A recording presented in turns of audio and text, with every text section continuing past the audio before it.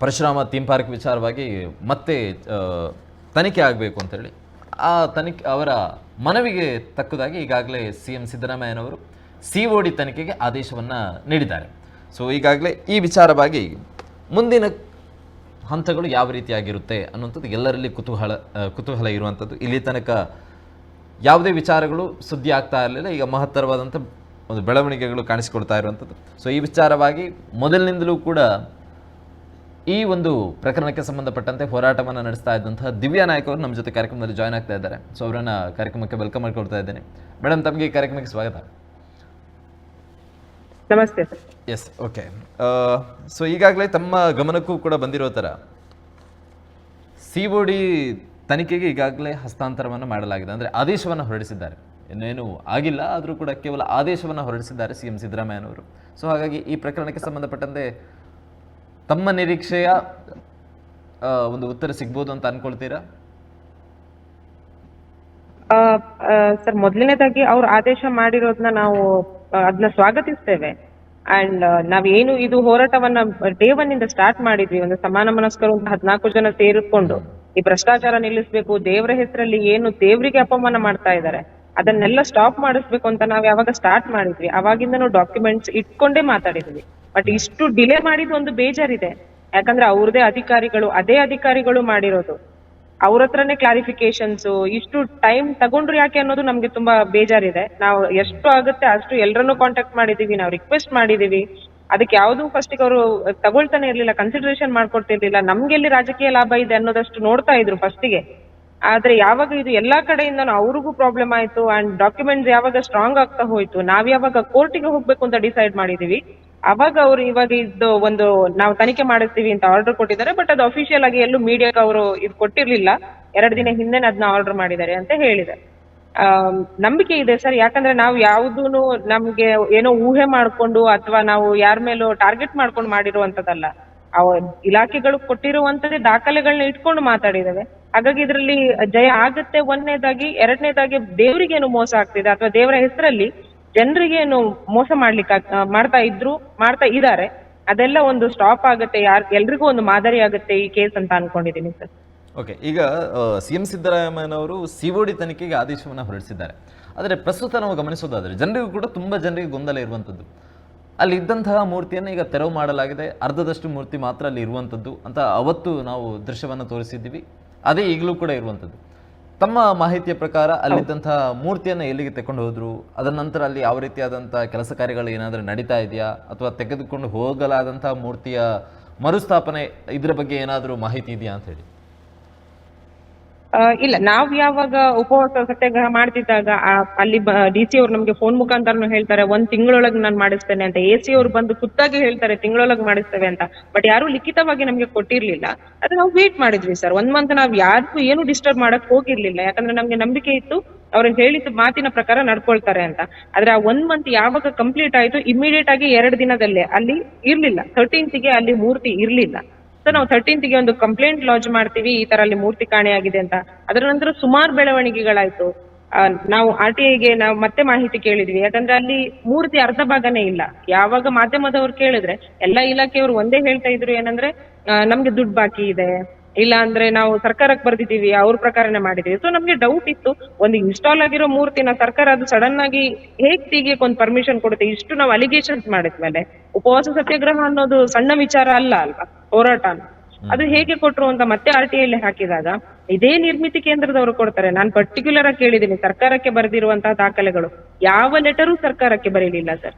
ಇದೇ ನಿರ್ಮಿತಿ ಕೇಂದ್ರ ಆಗ್ಬೋದು, ಅದರ ಅಧ್ಯಕ್ಷರಾಗಿರುವ DC ಅವರಾಗಿರ್ಬೋದು, ಯಾರು ಸರ್ಕಾರದ ಕಾರ್ಯದರ್ಶಿಗೆ ನಾವು ಈ ತರ ಮೂರ್ತಿ ತೆಗಿತೀವಿ ಪರ್ಮಿಷನ್ ಕೊಡಿ ಅಂತ ಅಲ್ಲಿ ನಮ್ಗೆ ನಿರ್ಮಿತಿಯವರೇ ಕೊಡ್ತಾರೆ, ನಮ್ಮ ಹತ್ರ ಈ ಮಾಹಿತಿ ಇಲ್ಲ ಅಂತ. ಎರಡನೇದು ನಾವು ಕೇಳಿದ್ದು, ಈ ಮೂರ್ತಿ ಏನ್ ತೆಗ್ದಿದ್ದೀರಾ ಅದನ್ನ ಇವಾಗ ಕೃಷ್ಣ ನಾಯ್ಕ ಅವರಿಗೆ ಕೊಟ್ಟಿದೀವಿ ಅಂತ ನೀವೇನು ವಾದ ಮಾಡ್ತಾ ಇದ್ದೀರಾ, ಅದು ಕಂಚಿದ್ದೆ ಅದಿದೆ, ಅದ್ ತಗೊಂಡು ಹೋಗಿರೋ ಮಾಹಿತಿ ಕೊಡಿ. ಯಾಕಂದ್ರೆ GST ಬಿಲ್ ಆಗಿದೆ, 2,04,00,000ಕ್ಕೆ GST ಬಿಲ್ ಇದೆ.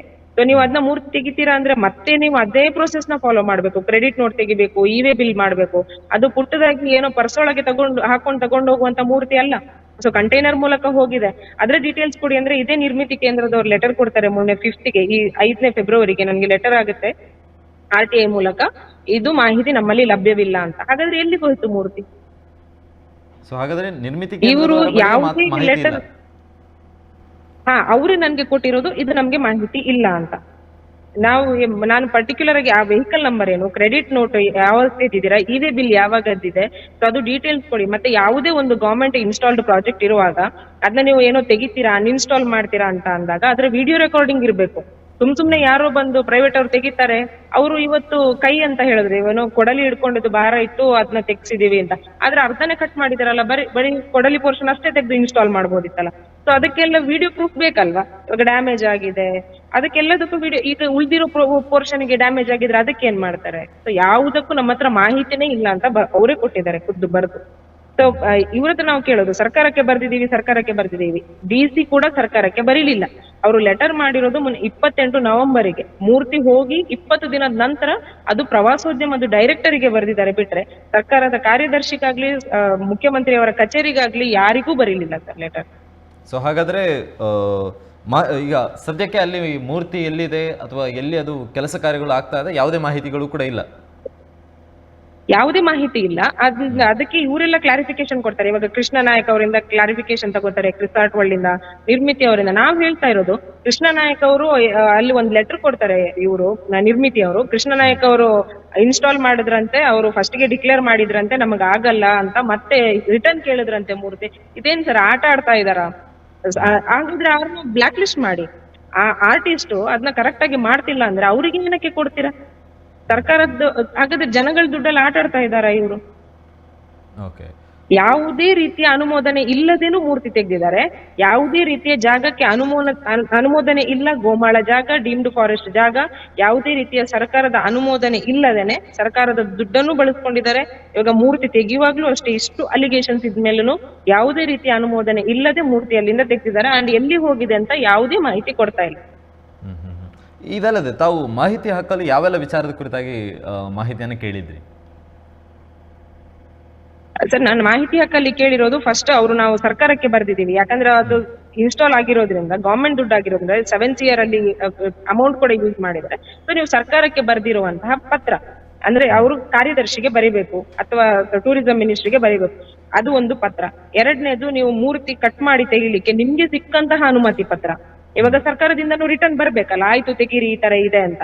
ಮೂರನೇದು ನಾನು ಕೇಳಿರುವಂತದ್ದು, ನಿಮ್ದು ಏನು ಅಮೌಂಟ್ ರಿಲೀಸ್ ಆಗಿತ್ತು 6.72 CR, ಅದ್ರ ನಂತರ ಯಾವ್ದಾದ್ರು ಅಮೌಂಟ್ ರಿಲೀಸ್ ಆಗಿದೆಯಾ ನಾವು ಫೈಟಿಗೆ ಕೂತ್ ನಂತರ, ಅದು ಮಾಹಿತಿ ಕೇಳಿದ್ದೆ. ಇನ್ನೊಂದು ಕೇಳಿದ್ದು, ನೀವು ಮೂರ್ತಿ ತೆಗ್ದಿದ್ದೀರಾ, ಸೊ ಆ ಮೂರ್ತಿದ್ದು ಹೇಗೆ ಸಾಗಾಟ ಮಾಡಿದೀರಾ, ಅದ್ರದ್ದು ಇವೆ bill number, vehicle details, credit note ಮತ್ತೆ ವಿಡಿಯೋ ಚಿತ್ರೀಕರಣ. ಇದಕ್ಕೆ ನನಗೆ ಜಸ್ಟ್ ಸಿಕ್ಕಿರುವಂತದ್ದು DC ಅವರು ಒಂದು ಪ್ರವಾಸೋದ್ಯಮದ ಡೈರೆಕ್ಟರ್ ಅವರಿಗೆ ಮಾಡಿದ್ದಾರೆ, ಬ್ಯಾಂಗ್ಳೂರ್ ಅವರಿಗೆ ಲೆಟರ್. ಅದು ಮಾಡಿರೋದು ನವೆಂಬರ್ 28ಕ್ಕೆ. ದಟ್ ಈ ತರ ಇವರೆಲ್ಲ ಹೋರಾಟ ಮಾಡ್ತಾ ಇದ್ರು, ಬಟ್ ನಿರ್ಮಿತಿ ಅವ್ರು ನಮ್ಗೆ ಕ್ಲಾರಿಫಿಕೇಶನ್ ಕೊಟ್ಟಿದ್ದಾರೆ. ಆ ಸಮಾನ ಮನಸ್ಕರು ಅಥವಾ ಏನು ಹೋರಾಟ ಅಂತ ಅಲ್ಲಿ ಲೋಕಲ್ ಹೆಡ್ಸ್ ಮಾಡ್ತಾ ಇದ್ರು, ಅವರು ತಪ್ಪು ಗ್ರಹಿಕೆಯಿಂದ ಹೋರಾಟ ಮಾಡಿದ್ದು. ಸೊ ಅದು ಮೂರ್ತಿ ಕಂಚಿದ್ದೆ ಅಂತೆಲ್ಲ ಒಂದು ಲೆಟರ್ ಮಾಡಿದ್ದಾರೆ. ಸೊ ಆ ಲೆಟರ್ ಇದು ಪರ್ಪಸ್ ಏನಂತಾನೂ ಗೊತ್ತಿಲ್ಲ, ಆದ್ರೆ ಮೂರ್ತಿ ತೆಗೆಯೋ ವಿಚಾರ ಆಗ್ಬೋದು, ಆ ಗೋಮಾಳ ಜಾಗ ಅಂತ ಆಗಿರ್ಬೋದು, ಅಥವಾ ಮುಖ್ಯ ಕಾರ್ಯದರ್ಶಿಯವರೇ ಅಲ್ಲಿ ಯಾವುದೇ ಕಾಮಗಾರಿಯನ್ನು ಮಾಡಬಾರದು, ಅದು ಗೋಮಾಳ ಜಾಗ ಇದೆ, ಡೀಮ್ಡ್ ಫಾರೆಸ್ಟ್ ಇದೆ ಅಂತ ಬರ್ದು ಕೊಟ್ಟಿರೋ ವಿಷಯ ಆಗ್ಬೋದು, ಎಲ್ಲವನ್ನು ಮರೆಮಾಚಿ ಒಂದು ಸುಮ್ನೆ ಹೀಗೆ ಏನೋ ತೋರಿಸ್ಬೇಕು ಅಂತ ಲೆಟರ್ ಮಾಡಿದ್ದಾರೆ. ಓಕೆ, ಇದು ಮಾಹಿತಿ ಹಕ್ಕಲ್ಲಿ ಯಾವಾಗ ತಾವು ಮಾಹಿತಿಯನ್ನು ಕೇಳಿರುವಂತದ್ದು, ಯಾವ ದಿವಸ? ಸರ್, ನಾನು 1st ಜಾನ್ವರಿಗೆ ಕೇಳಿರುವಂತದ್ದು. ನನ್ಗೆ DC ಆಫೀಸ್ ಇಂದ 4th ಜಾನ್ವರಿಗೆ ಲೆಟರ್ ಆಗಿತ್ತೆ. ಸೊ ನನ್ಗೆ ಇದು ರೀಚ್ ಆಗಿರೋದು ಮೊನ್ನೆ 5ನೇ ತಾರೀಕಿಗೆ ಸರ್, ಫೆಬ್ರವರಿ 5th ಮೊನ್ನೆ ರೀಚ್ ಆಗಿರುವಂತದ್ದು. ಇದೇ ವಾರದಲ್ಲಿ ಬಂದಿರುವಂತ ಮಾಹಿತಿ ಇಲ್ಲ, ಒಂದು ತಿಂಗಳು ತಗೊಂಡಿದ್ದಾರೆ. ನಾನು 1st ಜಾನ್ವರಿಲಿ ಹಾಕಿದ್ದೇನೆ, ನನ್ಗೆ 5th ಫೆಬ್ರವರಿಯಲ್ಲಿ ಸಿಕ್ಕಿದೆ ಡಾಕ್ಯುಮೆಂಟ್ಸ್. ಓಕೆ. ಸೊ ಮಾಹಿತಿ ಉಡುಪಿ ನಿರ್ಮಿತಿ ಕೇಂದ್ರ ನೀಡಿರುವಂತಹ ಮಾಹಿತಿ ಹಕ್ಕನಲ್ಲಿ, ಸೊ ಅವ್ರು ನೀಡಿರುವಂತಹ ಮಾಹಿತಿ ಹಕ್ಕಿನ ಕೆಲವೊಂದು ಮಾಹಿತಿಯನ್ನು ನಾವು ಗಮನಿಸುವುದಾದರೆ, ಸೊ ಹಲವು ವಿಚಾರದಲ್ಲಿ ನಮ್ಮಲ್ಲಿ ಯಾವುದೇ ರೀತಿಯಾದಂಥ ಮಾಹಿತಿ ಇಲ್ಲ ಅನ್ನುವಂಥದ್ದನ್ನು ಸ್ಪಷ್ಟಗೊಳಿಸಿದ್ದಾರೆ. ಸೊ ಅದರಲ್ಲಿ ಕೆಲವೊಂದು ಪಾಯಿಂಟನ್ನು ನಾನು ನಿಮ್ಮ ಮುಂದೆ ಇಡೋದಕ್ಕೆ ಇಷ್ಟಪಡ್ತೀನಿ. ಪರಶುರಾಮ ಥೀಮ್ ಪಾರ್ಕ್ನಲ್ಲಿ ಸ್ಥಾಪಿಸಿರುವಂತಹ ಮತ್ತು ಉದ್ಘಾಟಿಸಲಾಗಿದ್ದಂತಹ ಪರಶುರಾಮನ ಪ್ರತಿಮೆಯನ್ನು ಕತ್ತರಿಸಿ ಬೇರೆಡೆಗೆ ಸಾಗಿಸಲಾಗಿದೆ. ಸೊ ಹಾಗಾಗಿ ಅದರ ಸಾಗಾಣಿಕೆಯ ವಿವರ ಮತ್ತು ದಾಖಲೆಯನ್ನು ನೀಡಿ ಅಂತ ಹೇಳಿ ದಿವ್ಯಾನಾಯಕ್ ಅವರು ಕೋರಿರುವಂಥ ಮಾಹಿತಿ, ಅದರ ಪ್ರಶ್ನೆಯನ್ನು ಕೇಳಿದರು. ಅದರಲ್ಲಿ ಕೆಲವೊಂದು ಪ್ರಶ್ನೆಗಳು ಈ ರೀತಿಯಾಗಿತ್ತು: ಮೂರ್ತಿಯ ಭಾಗವನ್ನು ಸಾಗಿಸಿದ ವಾಹನದ ವಿವರ ಮತ್ತು ಸಾಗಿಸಿದಂಥ ದಿನಾಂಕ ಮತ್ತು ಮೂರ್ತಿ ತಲುಪಿರುವಂಥ ಸ್ಥಳ ಮತ್ತು ದೃಢತೆ, ಹೀಗೆ ಇನ್ನಿತರ ಕೆಲವೊಂದು ಹಾಗೇನೆ ಮೂರ್ತಿ ತೆಗೆಯುವಂಥ ಸಂದರ್ಭದಲ್ಲಿ ವಿಡಿಯೋ ಚಿತ್ರೀಕರಣ, ಈ ಎಲ್ಲ ಪ್ರಶ್ನೆಗಳನ್ನು ಮಾಹಿತಿ ಹಕ್ಕಲ್ಲಿ ಕೋರಲಾಗಿತ್ತು. ಆದರೆ ಇದಕ್ಕೆ ಉಡುಪಿ ನಿರ್ಮಿತಿ ಕೇಂದ್ರದಿಂದ ಬಂದಿರುವಂತಹ ಮಾಹಿತಿ ಹಕ್ಕಿನ ಉತ್ತರ ಏನು ಅಂತ ಹೇಳಿದರೆ, ಅಥವಾ ವಿವರ ಏನು ಅಂತ ಹೇಳಿದರೆ, ನಮ್ಮಲ್ಲಿ ಮಾಹಿತಿ ಲಭ್ಯವಿರುವುದಿಲ್ಲ. ಏನು ಜವಾಬ್ದಾರಿಯುತ ನಿರ್ಮಿತಿ ಕೇಂದ್ರ ರೀ? ಉಡುಪಿಯಲ್ಲಿರುವಂತಹ ಪರಶುರಾಮನ ಥೀಮ್ ಪಾರ್ಕ್ನ ಪ್ರಮುಖರು ಅಥವಾ ಅದಕ್ಕೆ ಮೂಲ ಯಾರು ಅಂತ ಕೇಳಿದರೆ ಶಾಸಕರು ಅನ್ನುವಂಥದ್ದಕ್ಕಿಂತ ಹೆಚ್ಚಾಗಿ ನಿರ್ಮಿತಿ ಕೇಂದ್ರ ಅಂತ ಹೇಳ್ತಾರೆ. ಒಂದು ಮಗುವಿನ ಅಪ್ಪ ಯಾರು ಅಂತ ಕೇಳಿದರೆ, ಈಗ ಪರಶುರಾಮ ಥೀಮ್ ಪಾರ್ಕ್ನ ಅಪ್ಪ ಯಾರು ಅಂತ ಕೇಳಿದರೆ ನಿರ್ಮಿತಿ ಕೇಂದ್ರ ಅಂತ ಹೇಳಿ ತೋರಿಸ್ತಾರೆ ಜನರು. ಹಾಗಿರುವಾಗ ಆ ಮನೆಯಲ್ಲಿದ್ದ ಮಗು ಎಲ್ಲಿ ಹೋಯ್ತು ಅಂತ ಕೇಳಿದರೆ ಅಪ್ಪನ ಹೇಳ್ದಂಗೆ ಆಯ್ತು, ಯಾವನಿಗೆ ಗೊತ್ತು ಅಂತ ಹೇಳಿ. ಏನು ಆಟ ಆಡ್ತಾ ಇದ್ದೀರಾ? ಮಾಹಿತಿ ಹಕ್ಕಲ್ಲಿ ಮಾಹಿತಿ ಕೇಳುವಂಥ ಸಂದರ್ಭದಲ್ಲಿ ಥೀಮ್ ಪಾರ್ಕಲ್ಲಿದ್ದಂತಹ ಪರಶುರಾಮನ ಮೂರ್ತಿಯನ್ನು ಯಾವಾಗ ಕೊಂಡು ಹೋಗಲಾಯಿತು, ಯಾವ ವಾಹನದ ಮುಖಾಂತರ ಅಥವಾ ಎಲ್ಲಿಗೆ ಕೊಂಡು ಹೋಗಲಾಯಿತು, ಅಥವಾ ತೆಗೆಯುವಂಥ ಸಂದರ್ಭದಲ್ಲಿ ಏನಾದರೂ ವಿಡಿಯೋ ಫುಟೇಜ್ ಮಾಡಿದ್ರ, ಯಾವುದೂ ಕೂಡ ಇಲ್ಲ ಅಂತ ಹೇಳಿದರೆ ತಾವು ಮಾಡಿರುವಂಥದ್ದು ಎಷ್ಟರ ಮಟ್ಟಿಗೆ ಕಾನೂನಾತ್ಮಕವಾಗಿದೆ ಅನ್ನುವಂಥದ್ದು ಪ್ರಮುಖವಾಗಿ ಎಲ್ಲರಲ್ಲೂ ಕೂಡ ಕಾಣುವಂಥ ಪ್ರಶ್ನೆ. ಸೊ ಅವತ್ತು ಮೂರ್ತಿಯನ್ನು ಥೀಮ್ ಪಾರ್ಕಿಂದ ತೆಗೆಯಲಾಯಿತು. ಸೊ ಎಲ್ಲರಲ್ಲೂ ಕೂಡ ಒಂದು ಗೊಂದಲ ಇತ್ತು, ಮೂರ್ತಿ ಕಾಣೆಯಾಯಿತು ಅಂತ ಹೇಳಿ. ನಿಜಕ್ಕೂ ಹೇಳೋದಾದರೆ ಅವತ್ತು ಮೂರ್ತಿ ಕಾಣೆಯಾಗಿರಲಿಲ್ಲ. ಆದರೆ ಈಗ ಸ್ಪಷ್ಟವಾಗಿ ಗಮನಿಸಿದರೆ, ಮಾಹಿತಿ ಹಕ್ಕಿನ ದಾಖಲೆಯನ್ನು ಗಮನಿಸಿದರೆ, ಇದು ಯಾವುದೋ ಕ್ರಿಯೇಟೆಡ್ ಮಾಹಿತಿ ಹಕ್ಕಿನ ಪತ್ರವನ್ನು ನಾವು ಉಲ್ಲೇಖ ಮಾಡ್ತಾ ಇಲ್ಲ. ಸ್ಪಷ್ಟವಾಗಿ ನಿರ್ಮಿತಿ ಕೇಂದ್ರದಿಂದ ಅವರ ಲೆಟರ್ ಹೆಡ್ಡಿನಿಂದ ಬಂದಿರುವಂತಹ ಮಾಹಿತಿ ಹಕ್ಕಿನ ಡೀಟೇಲ್ಸ್ ಅದು.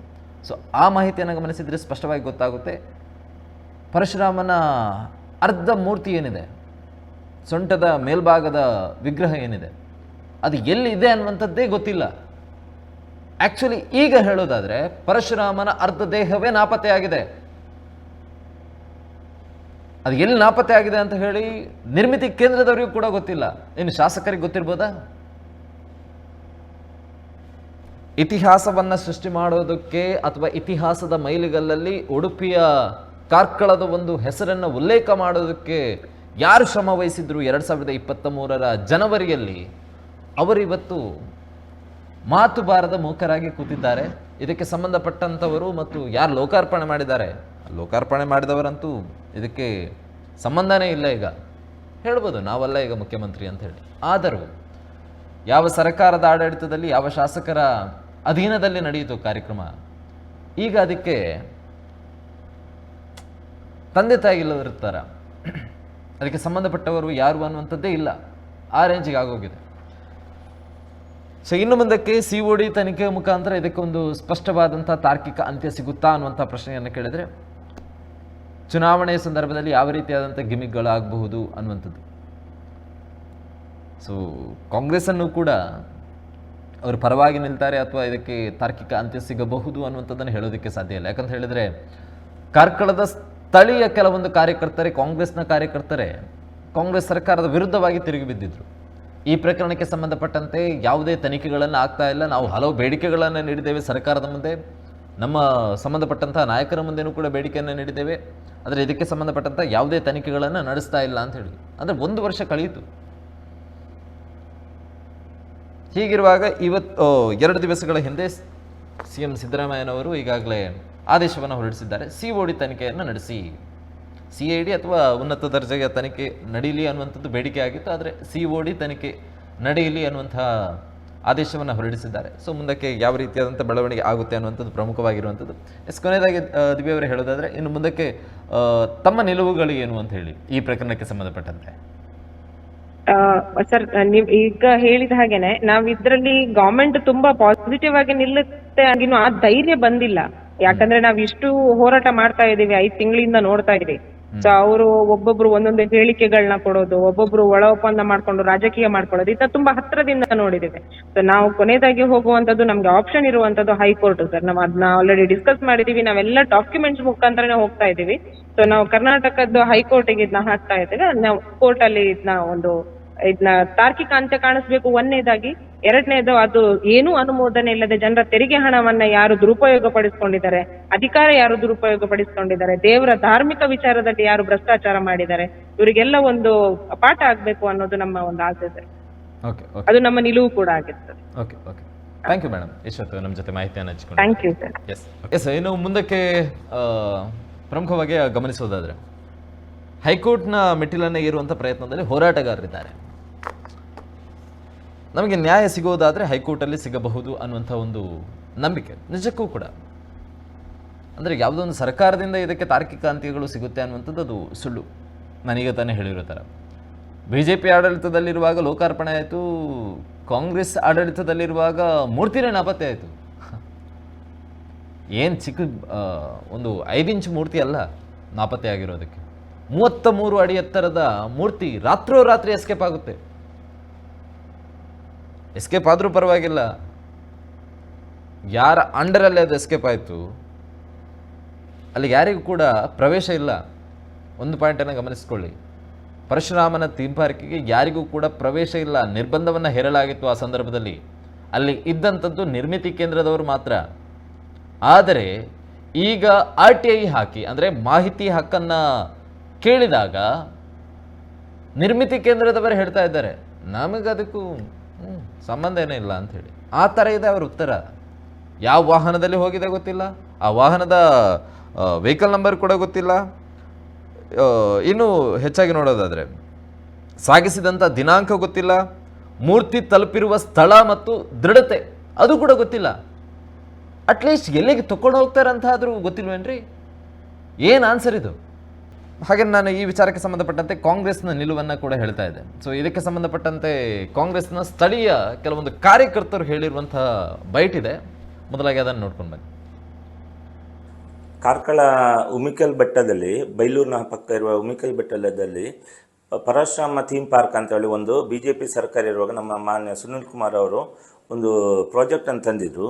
ಬಟ್ ಅದು ಗೋಮಾಳ ಜಾಗ, ಅದರಲ್ಲಿ ಏನು ಪ್ರಾಜೆಕ್ಟ್ ಮಾಡಬಾರ್ದು ಅಂತೇಳಿ ಅವರದೇ BJP ಸರ್ಕಾರ ಅವರಿಗೆ ಸ್ಪಷ್ಟ ನಿರ್ದೇಶನ ನೀಡಿದ್ರು. ಇಲ್ಲಿ ಜಿಲ್ಲಾಡಳಿತ ಮತ್ತು ಸುನಿಲ್ ಕುಮಾರ್ ನಮ್ಮ ಆಗಿನ ಸಚಿವರು ಜಿಲ್ಲಾಡಳಿತ ಮೇಲೆ ಒತ್ತಡ ಹೇರಿ ಅಲ್ಲಿ 13-14 ಕೋಟಿಯ ಒಂದು ಪರಶುರಾಮ್ ಥೀಮ್ ಪಾರ್ಕ್ ಅಂತೇಳಿ ಮಾಡಿದರು. ಬಟ್ ಅದರಲ್ಲಿ ಒಂದು 6-7 ಕೋಟಿ ರೂಪಾಯಿ ಆಲ್ರೆಡಿ ರಿಲೀಸ್ ಆಗಿದೆ. 15 ಟನ್ನಿನ ಮೂರ್ತಿ, 3 ಕೋಟಿ ರೂಪಾಯಿಯ ವೆಚ್ಚದ ಮೂರ್ತಿಯನ್ನು ತಯಾರು ಮಾಡೋದ್ರಿಂದ ಆಗ ಅಂದಾಜು ವೆಚ್ಚ ಪಟ್ಟಿಯಲ್ಲಿ ಇತ್ತು. ಬಟ್ ಅಲ್ಲಿ ನಿಲ್ಲಿಸಿದ್ದು ಫೈಬರ್ ಮೂರ್ತಿ, ಸ್ವಲ್ಪ ಮಟ್ಟಿನ ಕಂಚಿನ ಒಟ್ಟಿಗೆ ಜಾಸ್ತಿ ಫೈಬರ್ ಮೂರ್ತಿ ನಿಲ್ಲಿಸಿ ಅದನ್ನು ಜನರನ್ನು ಸಂಪೂರ್ಣ ಮರಳುಗೊಳಿಸಿ ಆ ಓಟಿನ ಮತದಾನದ ಸಮಯದಲ್ಲಿ, ಓಟಿನ ಸಮಯದಲ್ಲಿ, ಚುನಾವಣೆ ಸಮಯದಲ್ಲಿ ಅದರ ಲಾಭವನ್ನು ಪಡೆದುಕೊಂಡದ್ದು ಇದೇ ಸುನಿಲ್ ಕುಮಾರ್.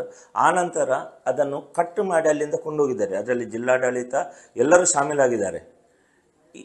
ಈಗ ವಿಷ್ಣು ಪರಮಾತ್ಮನ 1ನೇ ರೂಪದ ಶ್ರೀರಾಮನ ಒಂದು ಮೂರ್ತಿಯನ್ನು ಅಯೋಧ್ಯೆಯಲ್ಲಿ ಬಹಳ ದೊಡ್ಡ ಪ್ರಮಾಣದಲ್ಲಿ ಇಡೀ ದೇಶವೇ ಸೇರಿ ಅಲ್ಲಿ ಪ್ರತಿಷ್ಠಾಪನೆ ಮಾಡಿ ಅದರ ಲಾಭವನ್ನು ಕೂಡ ಚುನಾವಣಾ ದೃಷ್ಟಿಯಿಂದ BJPಯವರು ಮಾಡಿದ್ದಾರೆ. ಬಟ್ ಅದೇ BJPಯವರು ಇಲ್ಲಿ ವಿಷ್ಣು ಪರಮಾತ್ಮ ಇನ್ನೊಂದು ಅವತಾರದ ಮೂರ್ತಿ, ಪರಶುರಾಮನ ಮೂರ್ತಿಯನ್ನು ಕಟ್ ಮಾಡಿ ಅರ್ಧದಿಂದ ತುಂಡರಿಸಿಕೊಂಡು ಹೋಗಿದ್ದಾರೆ. ಅದರ ಬಗ್ಗೆ ನಮ್ಮವರು, ನಮ್ಮ ಪಕ್ಷ ಇರಲಿ, ನಮ್ಮ ಜನಗಳು ಅದರ ಬಗ್ಗೆ ಇನ್ನೂ ಹೆಚ್ಚಿನ ಧ್ವನಿ ಎತ್ತುತ್ತಿಲ್ಲ, ಕ್ರಮ ಕೈಗೊಳ್ತಲ್ಲ. ಇದೇ ನಮಗೆ ಬೇಸರದ ಸಂಗತಿ. ಈಗ ಏನು ಅದು ಕಳ್ಳತನ ಆಗಿದೆ, ಅದು ಅದರಲ್ಲಿ ಮೋಸ ಮಾಡಿದ್ದಾರೆ ಅಂತ ಹೇಳಿದ ನಮ್ಮ ಮೇಲೆ FIR ಆಗಿದೆ. ನಮ್ಮ 4 ಜನರ ಮೇಲೆ ನಾನ್ ಬೇಲೇಬಲ್ FIR ಆಗಿದೆ. ಅದೇ ತಪ್ಪು ಮಾಡಿದರು ಇರೋದು ಏನೇನು ಕ್ರಮ ಇಲ್ಲ. ಇದೇ ನಮಗೆ ಬೇಸರ ತಂದ ವಿಚಾರ. ಈಗ ಇಲ್ಲಿರುವ ಕಾರ್ಕಳದ ಕಾರ್ಯಕರ್ತರು, ಉಡುಪಿ ಜಿಲ್ಲೆಯ ಹೆಚ್ಚಿನ ಕಾರ್ಯಕರ್ತರು ಇದರ ಬಗ್ಗೆ ಆಕ್ರೋಶ ವ್ಯಕ್ತಪಡಿಸ್ತಿದ್ದಾರೆ. ಈವನ್ ನಮ್ಮ ಕಾರ್ಕಳದ ಕಾರ್ಯಕರ್ತರು ನಾವು ಇನ್ನು ಪರಶುರಾಮನ ತನಿಖೆ ಆಗದೆ ನಾವು ಯಾವ ಕಾರ್ಯಕ್ರಮದಲ್ಲಿ ಭಾಗವಹಿಸಲಿಲ್ಲ ಎಂಬ ಬೆದರಿಕೆಯನ್ನು ಹಾಕ್ತಾ ಇದ್ದಾರೆ. ನನ್ನ ಮೇಲೆ ಕೂಡ ಇದರಲ್ಲಿ ಏನು ಕಂಪ್ಲೇಂಟ್ ಆಗಿದೆ, ಕಂಪ್ಲೇಂಟ್ ಅಲ್ಲ, ನನ್ನ ಮೇಲೆ ಚಾರ್ಜ್ ಶೀಟ್ ಆಗಿದೆ, ನಾನ್ ಬೇಲೇಬಲ್ ಕೇಸನ್ನು ಹಾಕಿದ್ದಾರೆ. ಇದರ ಬಗ್ಗೆ ಸಮಗ್ರ ತನಿಖೆ ಆಗಬೇಕಂತೇಳಿ ನಮ್ಮ ಒತ್ತಾಯ. ಕಳೆದ ಒಂದು 3-4 ತಿಂಗಳುಗಳ ಹಿಂದೆ ಕಾರ್ಕಳದ ಉಮಿಕಲ್ ಬೆಟ್ಟದ ಪರಶುರಾಮ ಥೀಮ್ ಪಾರ್ಕ್ನಲ್ಲಿ ನಡೆಯುತ್ತಿದ್ದಂತಹ ಒಂದು ಪರಶುರಾಮನ ಕಂಚಿನ ಪ್ರತಿಮೆ ಅಂತ ಹೇಳಿಕೊಂಡು BJPಯವರು ಒಂದು ಫೈಬರ್ ಪ್ರತಿಮೆಯನ್ನು ಸ್ಥಾಪಿಸಿದ್ರು. ಈ ಬಗ್ಗೆ ನಾವು ಹಲವಾರು ವಿಡಿಯೋಗಳಲ್ಲಿ ಮಾತಾಡಿದ್ದೇವೆ. ಇದೀಗ ನಮ್ಮ ಸರ್ಕಾರ ಬಂದಿದೆ, ಅದರ ತನಿಖೆ ಆಗಬೇಕು ಅನ್ನುವಂಥ ಒಂದು ಹೋರಾಟವನ್ನು ನಾವು ಕೈಗೊಳ್ತಿದ್ದು.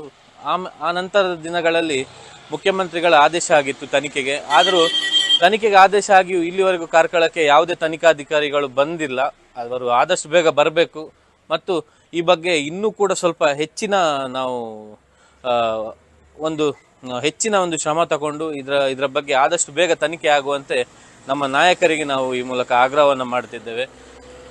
ಯಾವುದೇ ಕಾಂಗ್ರೆಸ್ನ ಕಾರ್ಯಕ್ರಮಗಳಿರ್ಬೋದು, ಮೀಟಿಂಗ್ ಇರ್ಬೋದು, ಯಾವುದಕ್ಕೂ ಕೂಡ ನಾವು ಹಾಜರಾಗುವುದಿಲ್ಲ. ಈ ಪರಶುರಾಮ ಥೀಮ್ ಪಾರ್ಕ್ನ ತನಿಖೆ ಪ್ರಾರಂಭ ಆಗುವವರೆಗೆ ಯಾವ ತನಿಖಾಧಿಕಾರಿಗಳು ಬಂದು ಕಾರ್ಕಳದಲ್ಲಿ ತನಿಖೆ ಆರಂಭ ಮಾಡ್ತಾರೆ ಅಲ್ಲಿಯವರೆಗೆ ನಾವು ಕಾಂಗ್ರೆಸ್ನ ಯಾವುದೇ ಕಾರ್ಯಕ್ರಮಗಳಲ್ಲಿ ಭಾಗವಹಿಸುವುದಿಲ್ಲ. ಕಾಂಗ್ರೆಸ್ನ ಮೀಟಿಂಗ್ ಇರ್ಬೋದು, ಕಾಂಗ್ರೆಸ್ನ ಸಭೆ ಸಮಾರಂಭಗಳಿರ್ಬೋದು, ಯಾವುದಿರ್ಬೋದು, ಆ ಬಗ್ಗೆ ಬಾಯ್ಕಾಟ್ ಮಾಡುವುದಾಗಿ ಈ ಮೂಲಕ ಹೇಳ್ತಿದ್ವಿ. ಇವತ್ತು ಬೆಳಗ್ಗೆ ನಮ್ಮನ್ನು ನಾಯಕರು ಕರೆದು ಮಾತಾಡಿ ಮುಂದಿನ ವಾರದ ಒಳಗಾಗಿ ಬೆಂಗಳೂರಿಗೆ ತೆರಳಿ ನಮ್ಮ ನಾಯಕರನ್ನು ಭೇಟಿಯಾಗಿ ಈ ಬಗ್ಗೆ ಒಂದು ಖಡಕ್ ನಿರ್ಧಾರವನ್ನು ನಮ್ಮ ನಾಯಕರು ತಗೊಳ್ತಾರೆ ಅನ್ನುವಂಥ ವಿಶ್ವಾಸವನ್ನು ಹೇಳಿದ್ದಾರೆ. ನಾವು ಮುಂದಿನ ಎಲ್ಲಿಯವರೆಗೆ ತನಿಖೆ ಆಗುವುದಿಲ್ಲ ಅಲ್ಲಿವರೆಗೆ ನಮ್ಮ ಕಾರ್ಕಳದ ಯೂತ್ ಕಾಂಗ್ರೆಸ್ನ ಯಾವುದೇ ಕಾರ್ಯಕರ್ತರು ಇರ್ಬೋದು ಅಥವಾ ನಮ್ಮ ಯೂತ್ ಕಾಂಗ್ರೆಸ್ನ ಪದಾಧಿಕಾರಿಗಳಿರ್ಬೋದು, ಯಾರೂ ಕೂಡ ನಮ್ಮ ಪಕ್ಷದ ಚಟುವಟಿಕೆಗಳಲ್ಲಿ ಭಾಗವಹಿಸುವುದಿಲ್ಲ. ಇದು ಆ್ಯಕ್ಚುಲಿ ಒಳ್ಳೆಯ ನಿಲುವು. ನಾವು ಒಂದು ಪಕ್ಷದವರೇ ಆಗಿರ್ಬೋದು, ಆದರೆ ಸ್ಥಳೀಯವಾಗಿ ಇರುವಂತಹ ಪ್ರಮುಖ ವ್ಯವಸ್ಥೆ ಏನಿದೆ ಅದೇನಾದರೂ ಕುಂಠಿತಗೊಂಡಿದೆ ಅಥವಾ ಅದರಲ್ಲಿ ಏನಾದರೂ ತಪ್ಪಿದೆ ಅಂತ ಹೇಳಿದಾಗ ಸರ್ಕಾರ ನಮ್ಮದೇ ಆಗಿದ್ದರೂ ಕೂಡ ಅಥವಾ ನಾವು ಯಾವುದೋ ಒಂದು ಪಕ್ಷದಲ್ಲಿ ಗುರುತಿಸಿಕೊಂಡಿದ್ರೂ ಕೂಡ ಆ ಕೆಲಸ ಕಾರ್ಯ ಪೂರ್ಣಗೊಳ್ಳುವ ತನಕ ಒಂದು ನಿಲುವನ್ನು, ಒಂದು ಸ್ಟ್ಯಾಂಡನ್ನು ತಗೊಳ್ಬೇಕು. ಅದು ಅಲ್ಲಿಯ ಕಾರ್ಯಕರ್ತರು ಮಾಡ್ತಾ ಇರುವಂಥದ್ದು, ಅದನ್ನು ಮೆಚ್ಚಲೇಬೇಕು. ಇದರಲ್ಲಿ ಯಾವುದೇ ರಾಜಕೀಯ ಇಲ್ಲದಿದ್ದರೆ ಉತ್ತಮ. ಯಾವುದೇ ರಾಜಕೀಯವಿಲ್ಲದೆ ಸ್ಥಳೀಯವಾಗಿರುವಂಥ ವಿಚಾರಗಳು ಪರಿಹಾರ ಆಗಬೇಕು ಅನ್ನುವಂಥದ್ದು. ನಮ್ಮ ಟಿವಿ ಕರಾವಳಿ ಕರ್ನಾಟಕದ ನಾಡಿಮಿಡಿತ.